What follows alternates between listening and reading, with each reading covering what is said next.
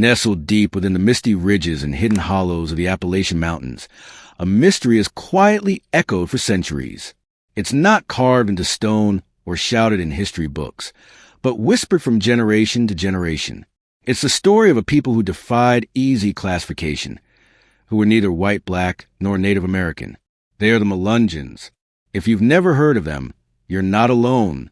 Their story was, for a long time, deliberately buried, obscure by prejudice, forgotten by time, and tangled in folklore. But in recent decades, curious minds and persistent voices have begun to uncover the rich and complicated truth behind the Melungeons, an American mystery hidden in plain sight. The word Melungeon itself is shrouded in debate. Some say it's a corruption of the French word melons, meaning mix. Others suggest it comes from the Arabic word for cursed soul. Historically, it was often used as a slur, a term of insult directed toward people who didn't neatly fit into the racial categories of early America. Yet today, many Melungeon descendants would name with pride, embracing its legacy of resilience and endurance. So, who were they really? To understand the Melungeons, we have to start not with what they were called, but how they lived. In the hills of eastern Tennessee, southwestern Virginia, and eastern Kentucky, there were small, tightly knit communities of dark-skinned families who spoke English, practiced Christianity, and lived much like their Scotch-Irish and German neighbors. But they were different. They didn't quite look like the people around them. They were darker, with olive skin, straight black hair, and high cheekbones. They carried family names that seemed oddly out of place, Portuguese, Arabic, Mediterranean in tone. Their origins were unknown, even to many of them. They were labeled free people of color, but that designation was an uneasy one. In some regions, Melungeons were allowed to vote, own land, and even intermarry with white families. In others, they were lumped in with African Americans and subjected to full weight of discriminatory laws. The ambiguity of their identity made them targets of suspicion and curiosity. As early as the 1600s and 1700s, colonial records noted the presence of these mysterious people. By the early 1800s, they had become a puzzle for ethnographers and journalists alike. Travelers and chroniclers described them with fascination, often focusing on their appearance. Descriptions that range from admiring to outright dehumanizing. Some speculated they were descendants of Portuguese sailors. Others claimed they were the lost tribe of Israel, survivors of a Turkish shipwreck, or even the offspring of ancient Phoenicians. And yet, through all the speculation, one thing remained clear. The Melungeons didn't fit into the racial categories the American South was determined to enforce. They were, in every way, a contradiction. In a society obsessed with racial boundaries, they blurred the lines. In a world that categorized people into neat, color-coded boxes, they were a riddle that didn't want to be solved. The Melungeons built homes, churches, and schools in the rugged hills, living on the edge of mainstream society. They farmed, they hunted, they raised families. But they also hid. They changed their surnames, married within their own communities, and avoided attention. For decades, they remained largely invisible to the wider world. Deliberately so. That invisibility, though, only deepened the mystery. Outsiders whispered legends of strange hill people who practiced dark rituals, of hidden villages that appeared and disappeared, of bloodlines that didn't add up. But the truth was both simpler and more profound. The Melungeons were a people shaped not by one origin story, but by many. Their history was a blend of races, of cultures, of survival in the face of relentless exclusion. In today's world, we're increasingly aware of the complexities of identity. But the Melungeons were living that complexity centuries ago. They were multicultural before America had a word for it. They were survivors of a system that didn't know what to do with them. And in surviving, they left behind clues, not just to their own past, but to the buried stories of countless others who refused to be categorized. As we begin our journey into Melungeon mystery, we'll sift through historical records, oral traditions, and modern science. We'll hear from the voices of descendants and dig into the tales told by strangers. And in the end, perhaps, we'll understand what the Melungeons have always known, that identity is not always about what others see, but about the stories we tell, and the ones we dare to reclaim. In the next segment, we'll dive into the many competing theories of Melungeon origin, some based in fact, others in fantasy. From shipwrecks to secret migrations, from ancient tribes to European outcasts, the possibilities are as fascinating as they are controversial. The story of the Melungeons begins not with certainty, but with questions. And nowhere are those questions more layered or more contentious than when it comes to their origins. Who were these people who appeared, seemingly out of nowhere, in the hills of Appalachia? Where did they come from? And why did their ancestry spark so much fascination and fear? Historians, anthropologists, and amateur sleuths alike have tried to answer these questions for more than 2 centuries, but the truth is elusive. That's because the Melungeons themselves left few written records.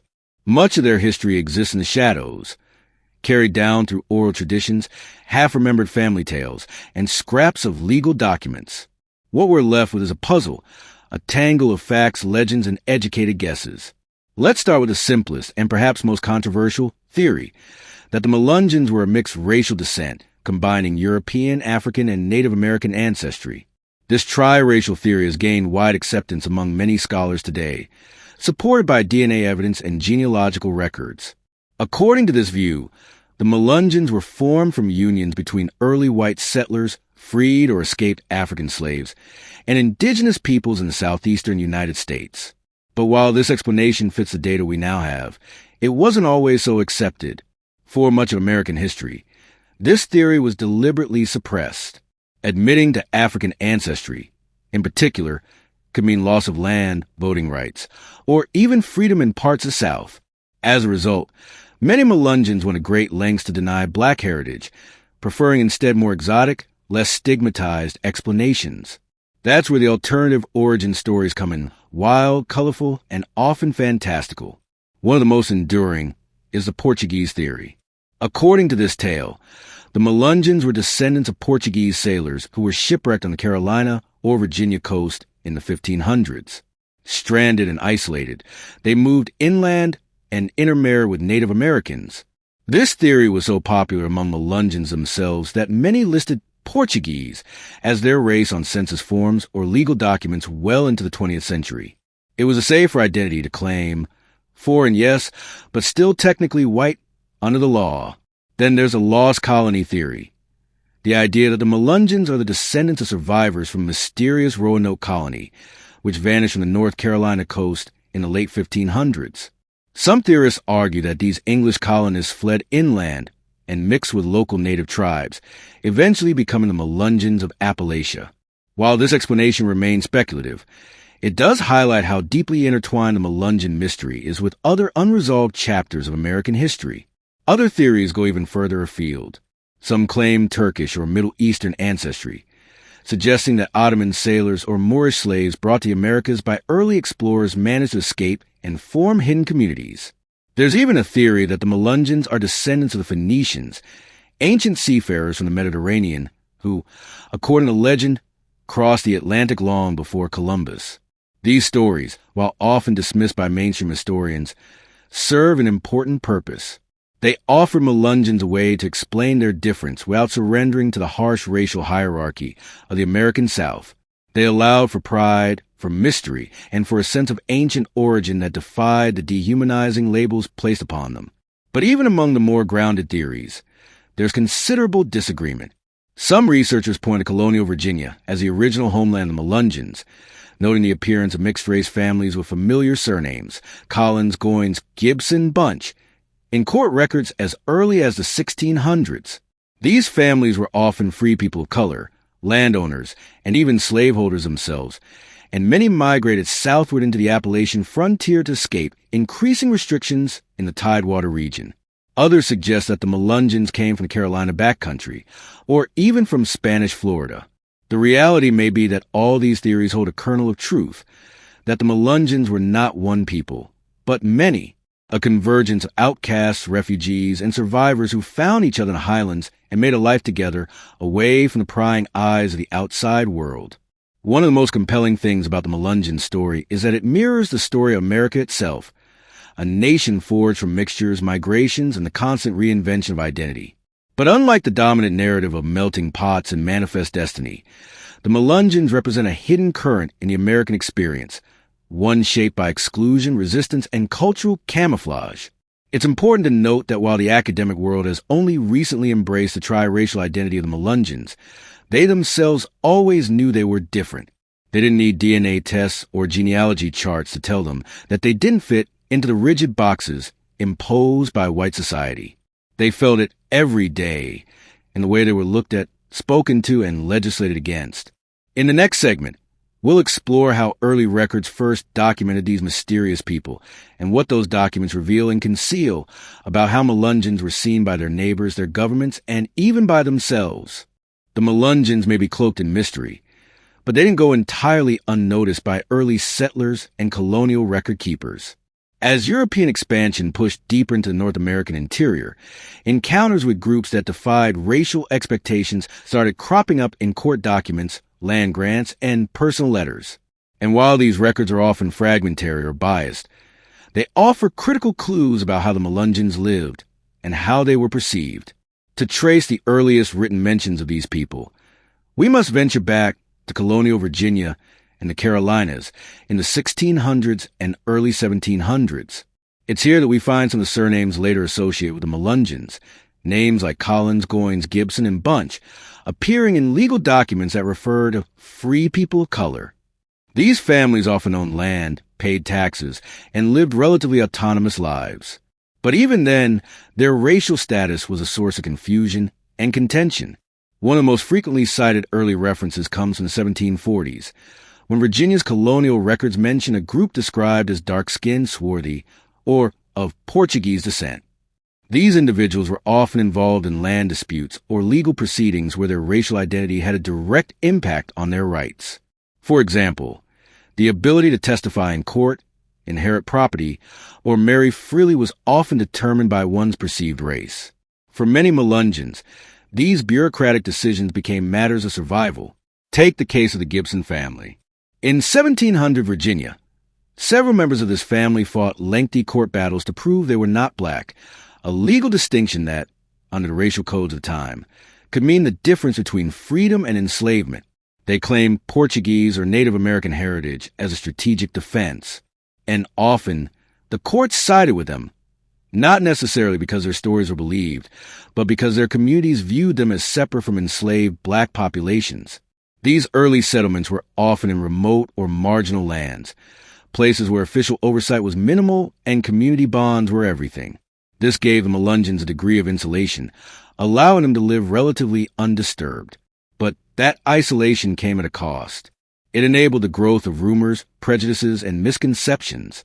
By the time Melungeons began settling in larger numbers in places like Hancock County, Tennessee, they were already seen as outsiders, no matter how long they had been in the region.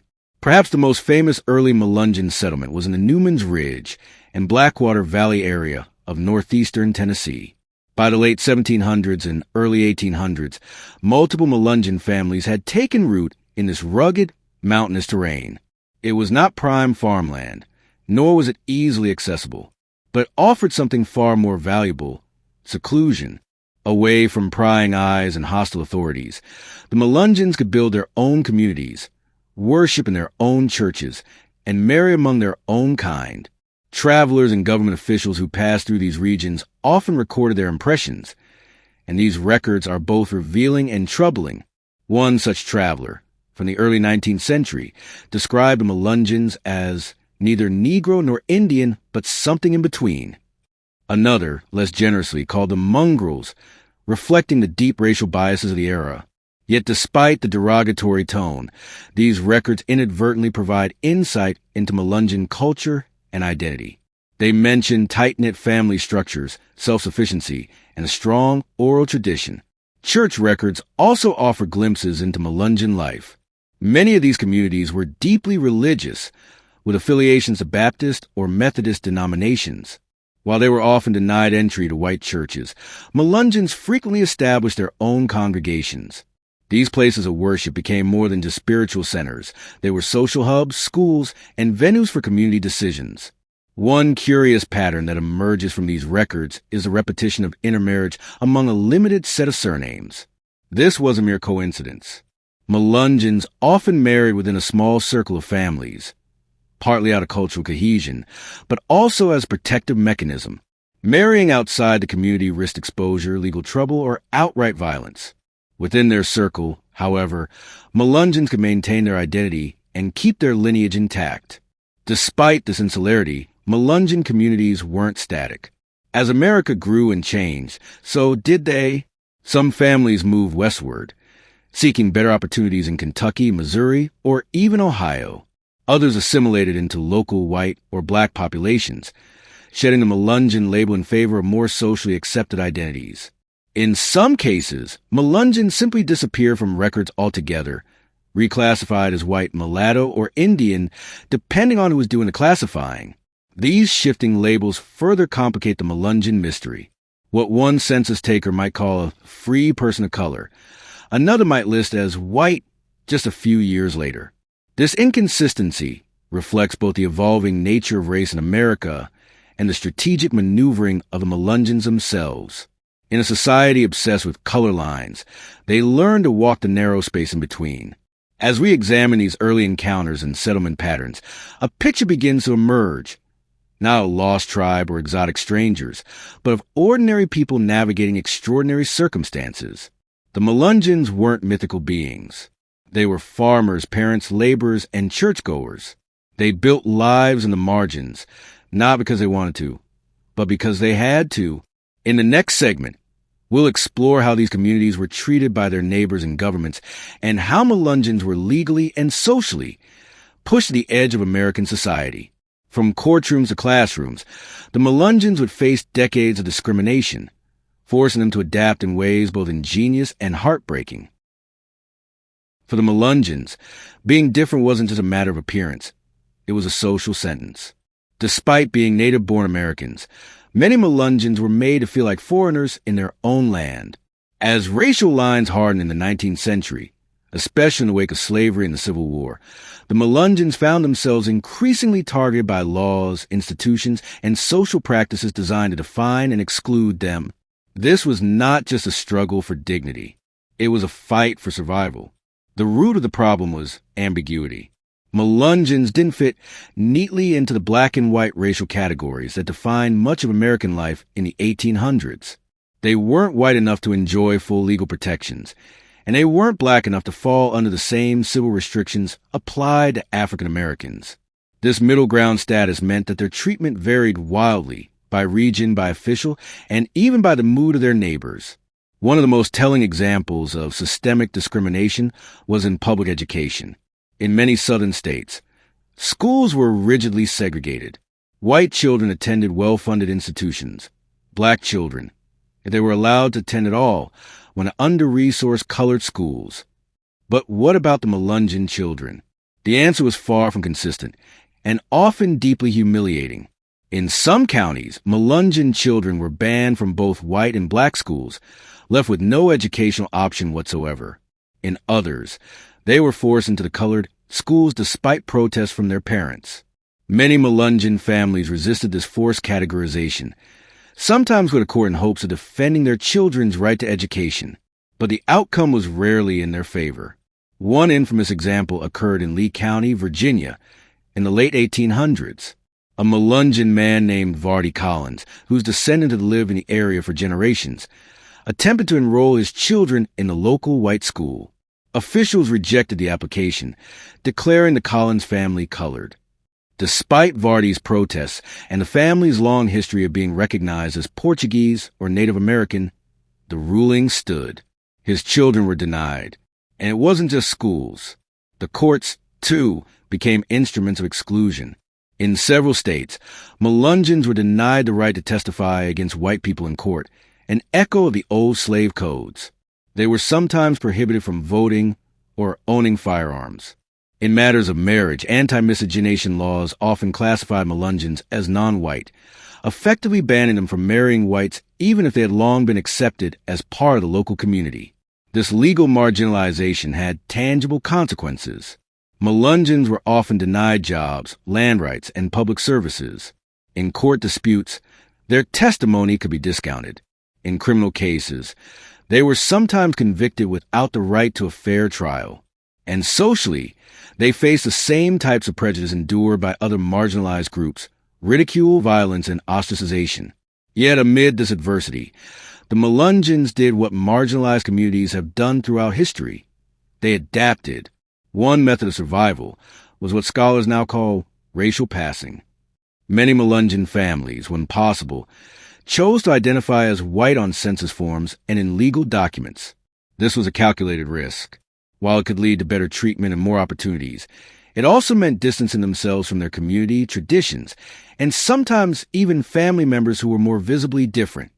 Others leaned into their identity, forming tight-knit enclaves that operated independently from the wider society. In places like Newman's Ridge and Blackwater Valley, Melungeons built self-sustaining communities. They farmed, hunted, bartered, and educated their own children. Oral traditions flourished, and cultural practices were handed down through generations. In the face of rejection, these isolated areas became places of safety and pride. Still, survival meant sacrifice. Many Melungeons grew up internalizing the shame that came from being labeled other. The very word Melungeon was often hurled as a slur, an insult loaded with connotations of illegitimacy, poverty, and racial impurity. Some families even refused to pass down the term at all, burying their heritage in silence. By the early 20th century, that silence became widespread. Few people wanted to be associated with the label. Those who could disappear into whiteness did. Others rebranded themselves as Cherokee, Portuguese, or simply mountain people. The cost of self-identification was too high. Ironically, it was around this time, when the Melungeon identity was fading, that academic interest began to surge. Writers, anthropologists, and even novelists descended upon Appalachia, eager to explore what they saw as an exotic and vanishing people. But their accounts often did more harm than good. Melungeons were caricatured as backward, incestuous, or mystical. Pseudo-scientific theories about their origins, ranging from Turkish sailors to descendants of the lost colony of Roanoke, circulated widely, reinforcing the notion that the Melungeons were strange or unnatural. But beneath the layers of misinformation and myth, the truth endured. The Melungeons were not exotic outsiders. They were, and always have been, Americans, survivors of a nation that couldn't quite figure out where it put them. And through resilience, they carved out lives in a country that frequently tried to erase them. In the next segment, we'll explore some of the myths and legends that have grown around the Melungeons over the centuries, from tales of ancient sailors to theories of Jewish, Moorish, and Phoenician ancestry. These stories may seem fantastical, but they speak to the deep hunger to explain the unexplainable and the enduring mystery of the Melungeon people. Few communities in American history have been the subject of as much speculation and as many sensational stories as the Melungeons. With their ambiguous features, obscure ancestry, and isolated Appalachian enclaves, the Melungeons have inspired generations of outsiders to ask the same question. Who are these people, and where did they really come from? Over the years, a kaleidoscope of theories has emerged, some grounded in history, others drenched in myth. These origin stories are often contradictory, but each reveals something important about how identity, mystery, and storytelling intertwine in the American experience. One of the earliest and most persistent theories about the Melungeons is that they descended from Portuguese sailors who were either shipwrecked or who settled in the New World long before the English arrived. In fact, many Melungeon families have long claimed Portuguese ancestry, a convenient and often more socially acceptable alternative to being labeled black or native in the racially charged South. This Portuguese theory gained traction in the 19th century. Early court records in places like Tennessee and Virginia list Melungeon individuals as Portuguese or Portuguese. To some, it seemed to offer a tidy explanation for the community's olive skin, dark eyes, and European-sounding surnames. But critics argue that the Portuguese label may have been a legal fiction, a racial loophole used by Melungeons to avoid anti-miscegenation laws and other discriminatory practices. In a society obsessed with racial classification, Portuguese could serve as a protective veil, but the stories didn't stop there. Other more romantic theories suggest that the Melungeons were descendants of the lost colony of Roanoke, the English settlement that vanished mysteriously in the late 1500s. This legend proposes that the stranded English colonists intermarried with Native Americans or were absorbed into an existing group, ultimately migrating inland and becoming the ancestors of the Melungeons. Then there's the tale of the Turks. In the 1700s, it was rumored that Ottoman prisoners brought to America by Spanish explorers had escaped into the wilderness and started their own isolated communities. The idea was that these early Middle Eastern migrants mixed with native tribes, giving rise to the Melungeon population. While colorful, there's little historical evidence to support this theory. An even more exotic idea is that the Melungeons are descendants of Sephardic Jews who fled persecution in Europe, or Moors expelled from Spain during the Inquisition. According to this view, these groups may have made their way to North Africa, then across the Atlantic to the New World. In this scenario, the Melungeons would be the forgotten relics of a global diaspora, outsiders twice removed. These theories, wild as they may seem, point to a broader truth. No one could quite place the Melungeons into a familiar American box. And so, over time, they became a canvas onto which others projected their own ideas, sometimes with noble intent, other times to exoticize or sensationalize. But what does science say? In the early 2000s, advances in DNA testing opened new doors. A group called the Melungeon Core Project began testing the Y-DNA paternal lineage and mtDNA maternal lineage of individuals from well-documented Melungeon families. The results were illuminating, if also a bit complicated. The DNA didn't point to a single origin story.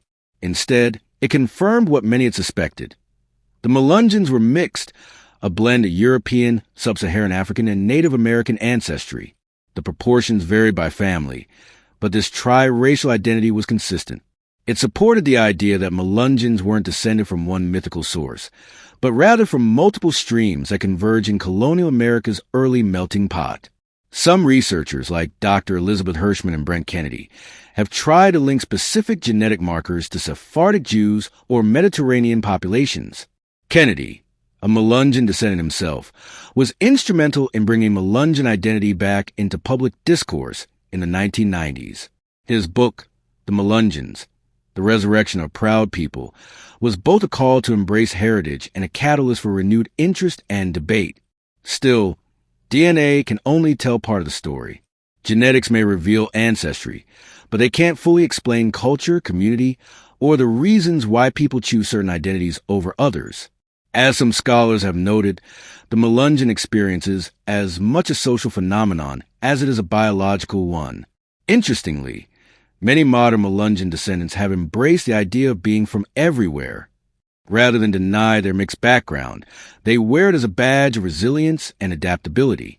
After centuries of being labeled, marginalized, and misunderstood, they are reclaiming their story on their own terms. But there's still controversy. Not all families who were historically labeled Melungeon agree with the label today. Some reject it entirely, insisting they were always white or always Native American. Others resent the implication that their ancestors were hiding something. In this way, the word Melungeon continues to provoke questions about race, history, and identity, questions that are far from settled in America. So, what do we make of all these competing origin theories, from Portuguese sailors to Jewish exiles to DNA tests? Perhaps the most honest answer is this. The Melungeons are not a mystery to be solved, but a history to be understood. Their story reminds us that America's roots are not neat or tidy. They are tangled, diverse, and often inconvenient. And in that complexity, the Melungeons are not an anomaly.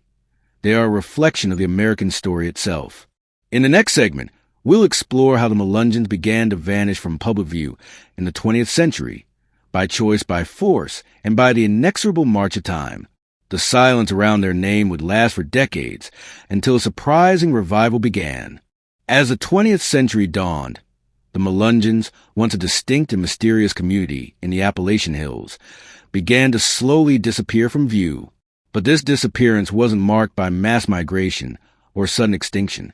Instead, it happened quietly, subtly, and tragically, as centuries of social stigma, racial classification, and legal pressure finally took their toll. The Melungeons didn't vanish in body. They vanished in name, in record, and in the collective memory of the nation. To understand how this happened, we need to revisit the intense racial dynamics of the early 1900s. This was the era of Jim Crow laws, segregation, and the one-drop rule, a time when America was deeply invested in rigidly defining race and policing its boundaries. In this environment, ambiguity was dangerous, and the Melungeons, with their mixed features and unclear heritage, posed a challenge to the social order. Many Melungeon families lived in predominantly white communities and wanted nothing more than to blend in and be accepted, but their skin tone, surnames, and family histories often marked them as different. School systems, census takers, and local officials routinely reclassified Melungeon children and adults as colored, mulatto, or even Negro based on appearance alone. This reclassification had real consequences.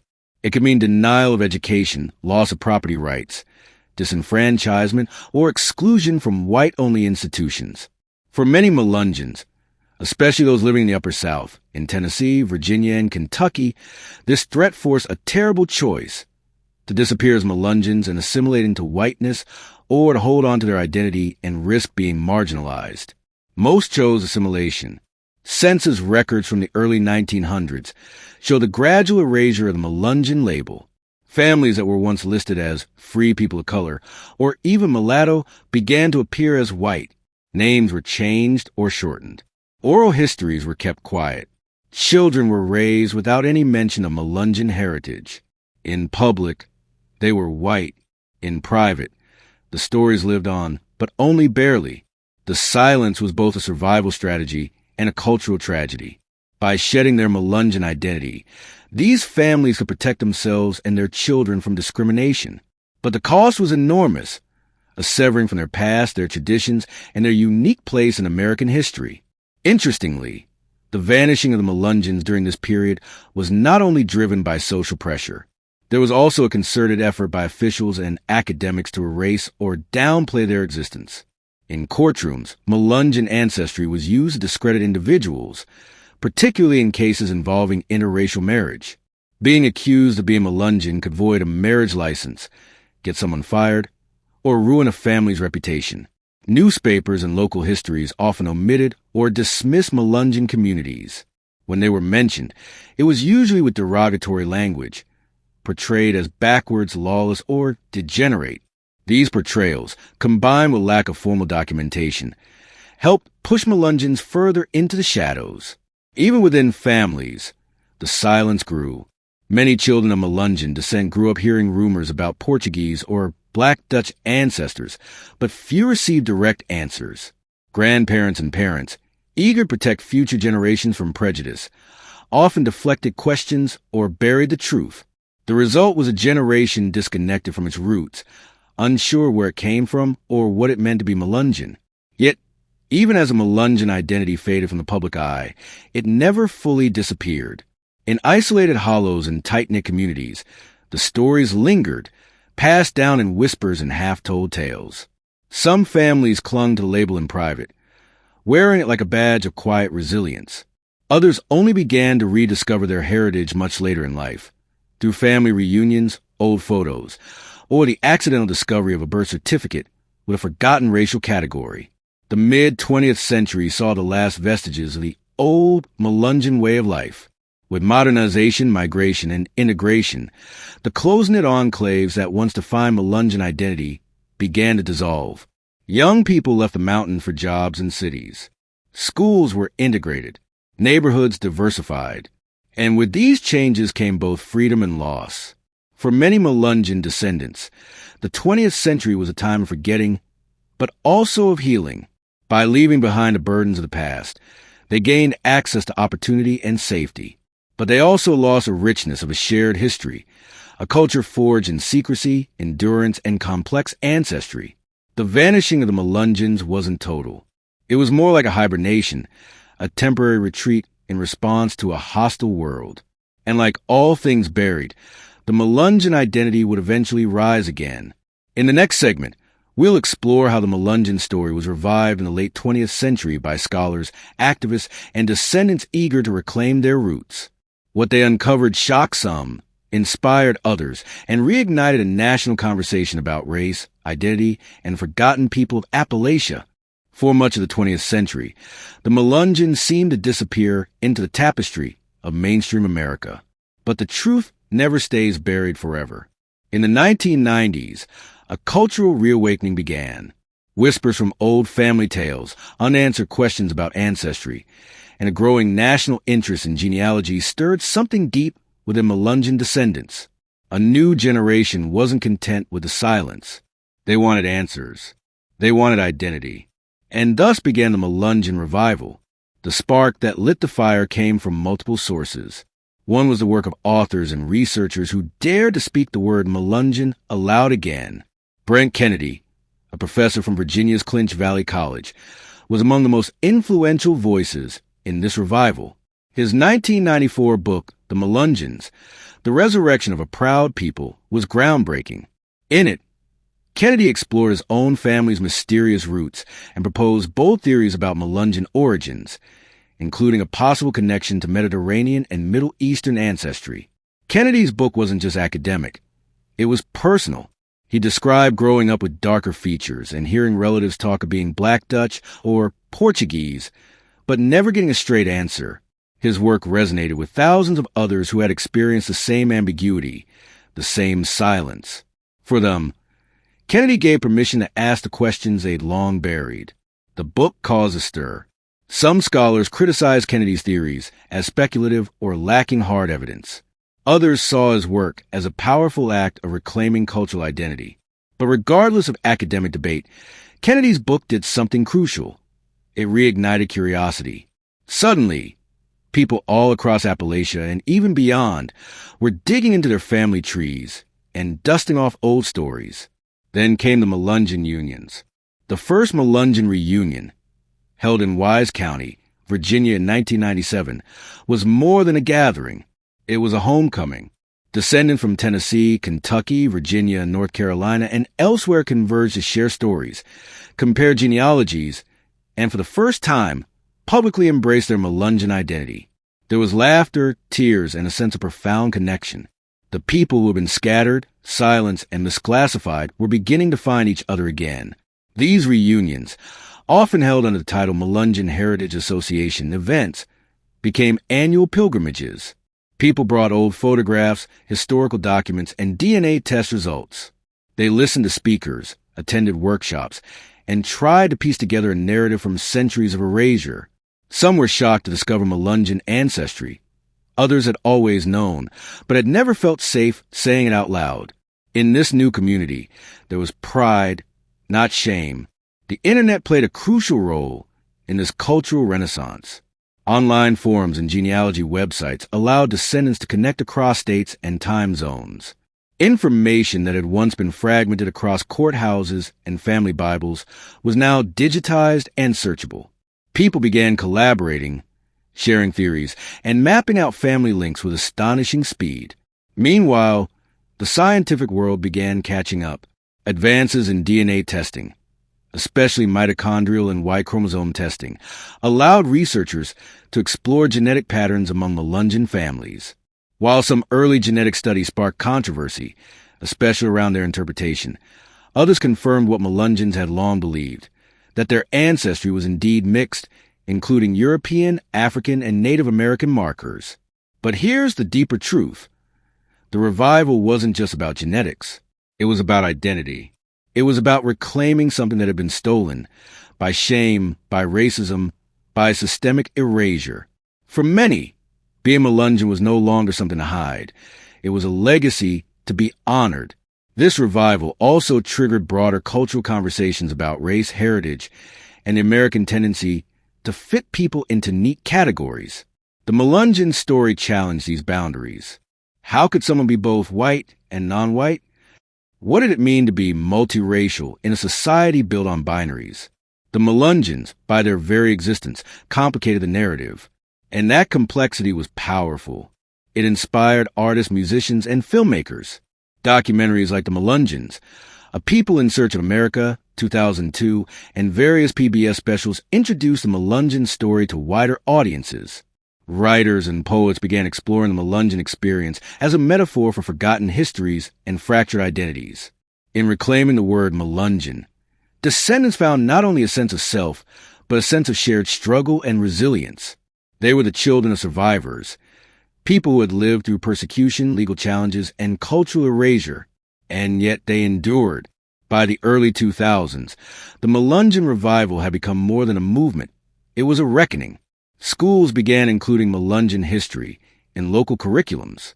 Museums and cultural centers in Appalachia created exhibits. Academic institutions launched studies.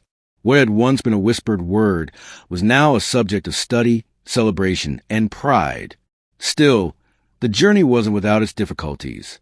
Not everyone agreed on the right way to define Melungeon identity. Some clung to the old geographic core, Newman's Ridge and Vardy Valley, while others embraced a broader diaspora. There were debates about inclusion, authenticity, and the role of DNA. But despite these growing pains, the community kept growing, evolving, and telling its story. In the next segment, we'll examine the role of modern science in decoding the Melungeon mystery. What has DNA testing revealed about their origins? What questions remain? And how do the findings challenge our traditional understanding of American history? As the Melungeon revival gained momentum in the late 1990s and early 2000s, it wasn't just family stories and folklore fueling the fire. A new tool had entered the picture, DNA. This cutting-edge science promised something tantalizing, definitive answers. Who were the Melungeons really? Where did they come from? And could science finally settle what history and rumor had long obscured? Genealogical DNA testing, particularly Y-DNA, tracing paternal lines, and mtDNA, tracing maternal lines, offer Melungeon descendants a way to examine their heritage beyond the written word. Companies like Family Tree DNA and Ancestry DNA began offering consumer-level tests, and curious individuals across Appalachia took the plunge. They were ready to uncover the truth buried in their chromosomes. But the results were more surprising and more complicated than anyone had expected. In 2011, a groundbreaking study was published in the Journal of Genetic Genealogy by Roberta Estes, Jack Goins, and others. Titled Melungeons, a Multi-Ethnic Population, the study analyzed the DNA of core Melungeon families, those historically documented as Melungeon in places like Hawkins County, Tennessee. These weren't just speculative test subjects. They were direct descendants of the individuals most frequently identified with Melungeon heritage. The findings? A genetic mosaic. Many of the Y-DNA lines trace back to sub-Saharan Africa, specifically West Africa, indicating African paternal ancestry. Others showed strong European roots, particularly from the British Isles and Mediterranean regions. On the maternal side, mtDNA often pointed toward European and sometimes Native American origins. In short, the Melungeons were, genetically speaking, exactly what their oral histories had claimed for generations: a multi-ethnic, tri-racial people. This wasn't just a scientific validation, it was a cultural vindication. For centuries, Melungeons had been dismissed, marginalized, and accused of fabricating or misunderstanding their own identities. Here, at last, was scientific proof that their story was not only real, but complex, layered, and distinctly American. Yet these results didn't settle everything. They actually opened the door to even more questions. For instance, the presence of African DNA in Melungeon lines from as far back as the 1600s and 1700s challenges the conventional timeline of racial segregation in the U.S. It suggests that free people of color, Africans, Europeans, and Native Americans, were intermarrying and forming communities long before the rigid racial caste systems of the 1800s took hold. This further supports the theory that many Melungeons descended from early colonial free mixed-race populations who migrated inland to avoid legal and social persecution.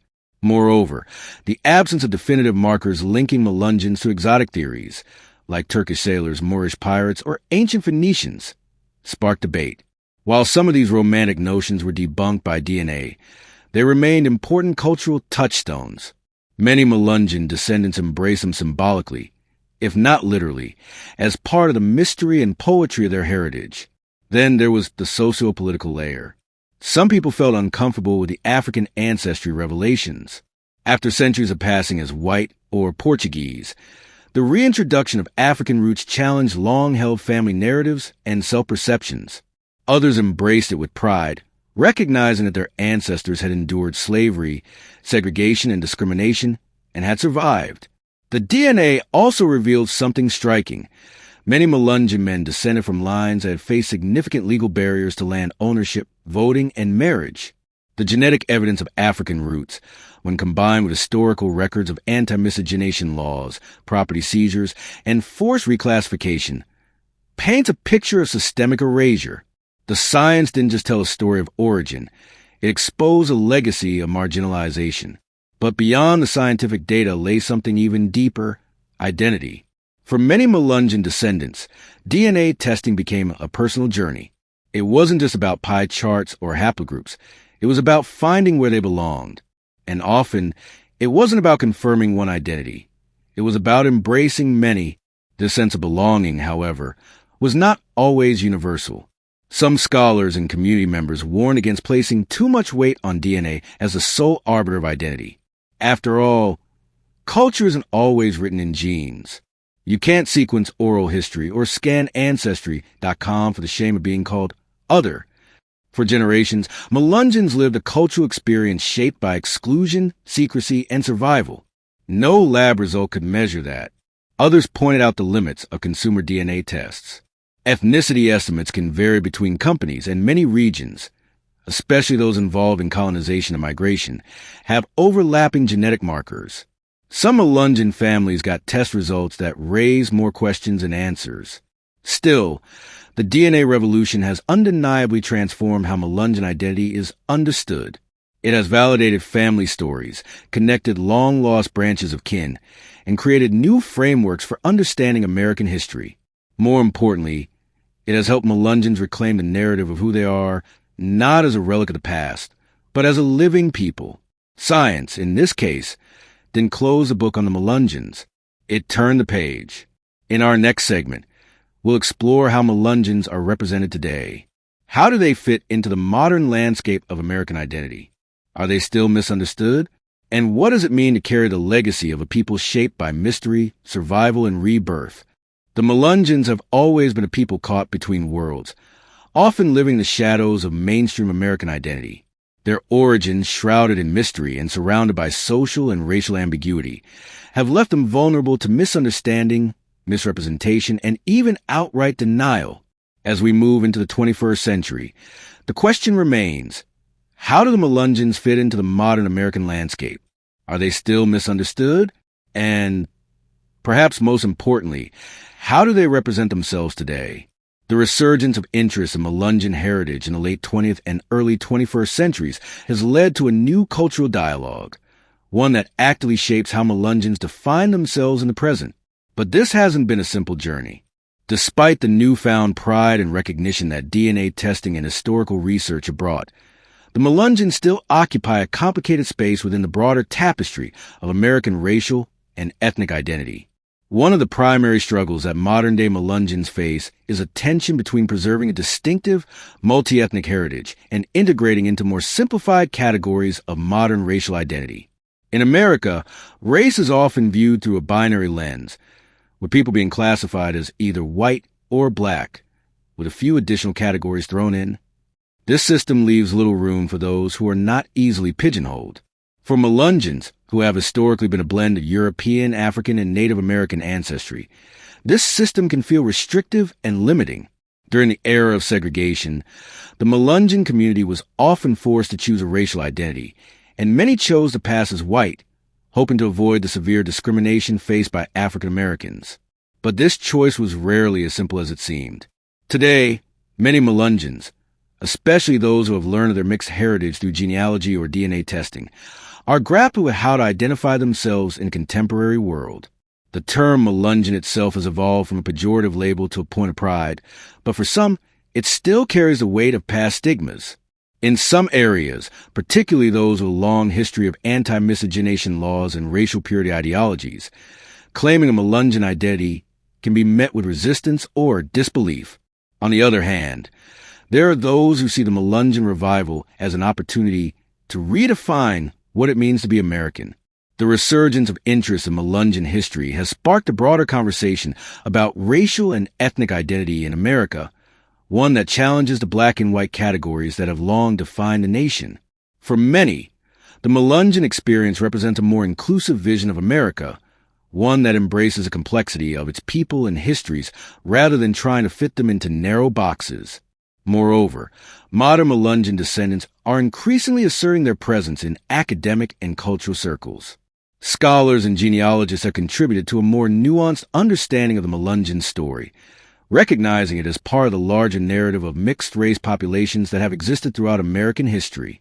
The Melungeon Heritage Association, which began with small, grassroots gatherings, now hosts large conferences, publishes books and newsletters, and maintains a robust online presence. These efforts are part of an ongoing effort to document and celebrate the Melungeon story, ensuring that it isn't lost to history again. For many descendants, the modern Melungeon identity is about connecting to a past that has long been ignored. It's about finding pride in a heritage that was once hidden. It's about telling the story of survival and resilience in the face of centuries of racial and social discrimination. But it's also about embracing the fluidity of identity itself. After all, the Melungeons have always existed in the spaces between categories, between white and black, between European, African, and Native American. In a way, they are emblematic of the very contradictions that define much of American identity.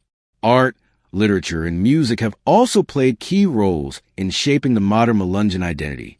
In recent years, Melungeon descendants have turned to these mediums to tell their stories that are at once deeply personal and profoundly universal. Writers and poets, many of whom are direct descendants, are using their works to explore themes of racial ambiguity, family history, and the struggle to belong.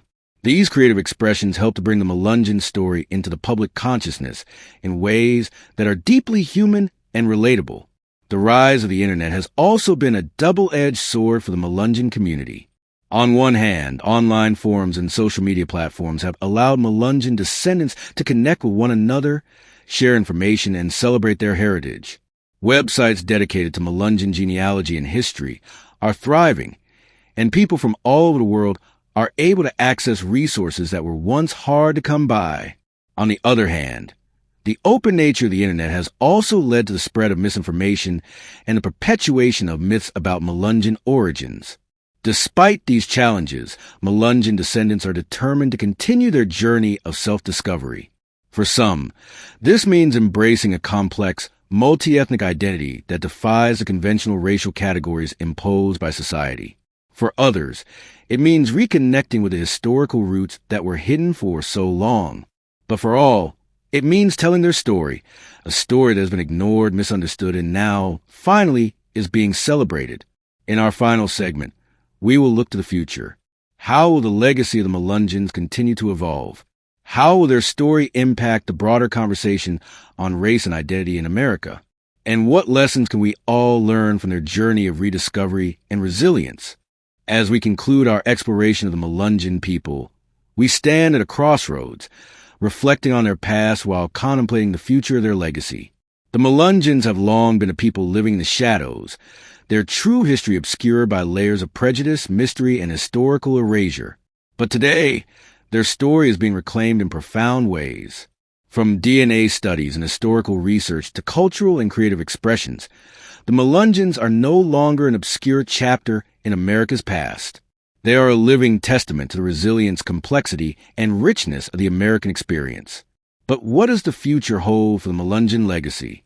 How will this multi-ethnic people continue to shape the cultural landscape of America, and what role will they play in the ongoing conversations about race, identity, and belonging? One thing is clear. The journey of the Melungeon people is far from over. The rediscovery of their heritage has sparked a broader discussion about the fluidity of racial identity and the ways in which America defines itself. For generations, the Melungeons were marginalized and misrepresented. But now, their story has a potential to challenge and redefine the conventional narratives of race in this country. The Melungeons' legacy is a living, breathing entity, one that will continue to evolve as their descendants embrace their mixed heritage and find new ways to tell their stories. The question of identity is central to this evolution. As more and more Melungeon descendants uncover their genetic roots and connect with their ancestral histories, they are faced with the challenge of defining themselves in a world that still clings to rigid racial categories. In a society that often demands simplicity and clarity when it comes to race, The Melungeon experience stands as a powerful reminder of the complexity of human identity. For many, this complexity is something to celebrate, not to hide. The Melungeon's mixed ancestry is not a source of shame, but a reflection of the survival, adaptability, and the rich cultural heritage that defines them. As the Melungeon identity continues to take shape in the modern world, the importance of education and awareness cannot be overstated. The Melungeon community has long struggled with a lack of recognition, both historically and in contemporary discourse.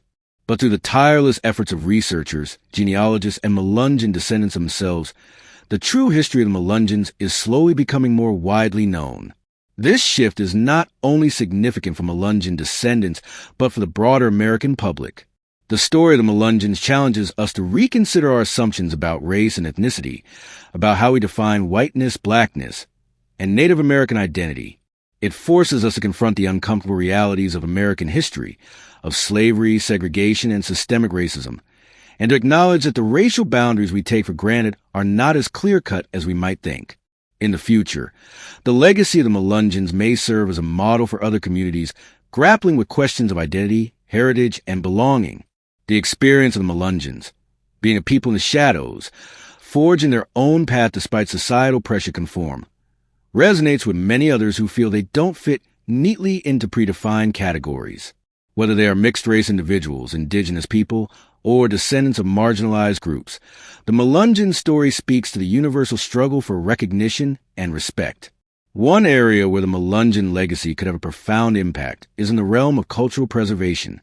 As Melungeon descendants continue to assert their identity and reclaim their heritage, there is a growing movement to preserve the cultural traditions and practices that have been passed down through generations. These include music, storytelling, and culinary traditions that reflect the Melungeon blend of African, European, and Native American influences. By preserving and celebrating these cultural markers, Melungeon descendants can ensure that their history is not forgotten again. This effort is not just about honoring the past. It's about ensuring that future generations understand and appreciate the significance of their heritage. For the Melungeon community, the act of cultural preservation is an act of resistance, resisting the forces that sought to erase their history and ensuring that their story is told on their terms. Another critical aspect of the future of the Melungeon legacy is the ongoing role of genealogy and DNA research. With advances in genetic testing and the increasing accessibility of genealogical resources, more and more Melungeon descendants are uncovering the truth about their heritage. This allows them to reconnect with long-lost relatives, build stronger communities, and gain a deeper understanding of their place in the broader American narrative. The rise of online platforms and forums dedicated to Melungeon genealogy has also made it easier for descendants to connect with one another.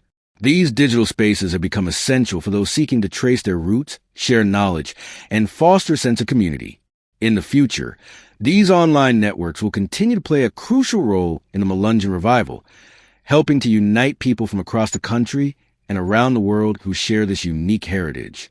At the same time, the Melungeon community faces challenges that must be addressed if their legacy is to be fully embraced. One of the key issues is combating the lingering stigma associated with being other. For many Melungeon descendants, the fear of rejection or discrimination remains a reality, especially in areas where their mixed heritage is still viewed with suspicion or disdain. Overcoming this stigma will require continued education, advocacy, and a willingness to confront uncomfortable truths about race and identity in America. In the coming years, as more Melungeon descendants come forward and tell their stories, the narrative of the Melungeons will continue to shift. No longer will they be an obscure footnote in the history of Appalachia.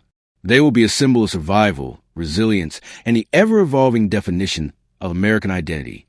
The Melungeon story is ultimately one of rebirth. A people once lost a history, now finding their voice, reclaiming their identity, and forging a new future. Subscribe to the Crit Stories for more captivating tales about forgotten histories, unsolved mysteries, and hidden legacies.